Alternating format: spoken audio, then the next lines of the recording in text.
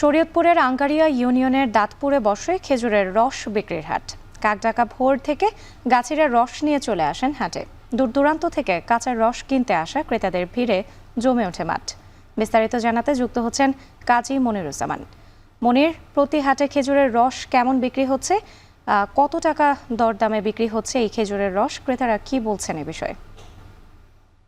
রাত্রি শরীয়তপুরের নতুন হাট বাজার আঙ্গারিয়া ইউনিয়নের এই হাটে কিন্তু ভোর সকাল থেকে আমরা লক্ষ্য করছি যে গাছিরা রস নিয়ে এসেছেন, খেজুরের রস, এবং সেই রস কিনতে কিন্তু দূর দূরান্ত থেকে ক্রেতারা আসছেন।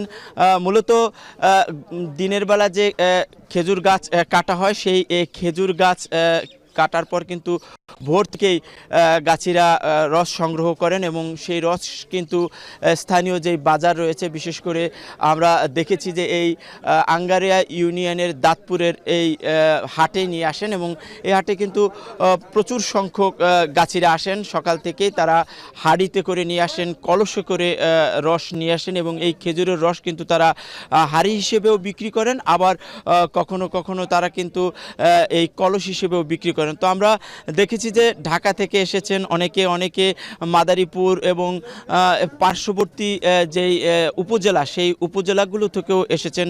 এই বাজারটি কিন্তু দিন দিন পরিচিতি লাভ করেছে খেজুরের রস বিক্রির হাট হিসেবে, এবং আমরা দেখছি যে সকালে এই রসের বিক্রি হয়েছে লিটার হিসেবে, আবার হাঁড়ি হিসেবেও বিক্রি হয়েছে। লিটার 80 থেকে 120 টাকা পর্যন্ত এখানে বিক্রি হয় এবং হাঁড়ি চুক্তিভিত্তিক বিক্রি হচ্ছে। আমরা দেখছি যে প্রতি হাঁড়ি এখানে 300 থেকে 350 টাকা বিক্রি হচ্ছে এবং কলস যদি বলি, প্রতি কলস এখানে 800-1000 টাকা পর্যন্ত বিক্রি হচ্ছে। তো এই সকল রস নিয়ে কিন্তু খেজুরের রস নিয়ে এই পিঠা পায়েস, বিভিন্ন ধরনের পিঠা পায়েস খেয়ে থাকেন শীতের যারা মানুষ, এবং আমরা দেখছি যে এই রসের আগ্রহ দিন দিন বাড়ছে এবং বাজার কিন্তু বেশ জমজমাট হয়ে ওঠে। সকাল থেকে 7:30 থেকে 8টা পর্যন্ত এই বাজার থাকে, এরপর কিন্তু আসলে বাজার ধীরে ধীরে কমে যায়। আমরা দেখছি যে এখন কিন্তু বাজার শেষ পর্যায়ে রয়েছে। তো রাত্রে আমরা দেখছি শীতের যেই অনুষঙ্গ খেজুরের রস কেনাকাটায় বেশ জমে উঠেছে এবং ক্রেতা বিক্রেতার মাঝেও কিন্তু বেশ আগ্রহ আমরা লক্ষ্য করছি। রাত্রি শরীয়তপুরে বসেছে খেজুরের রস বিক্রির হাট।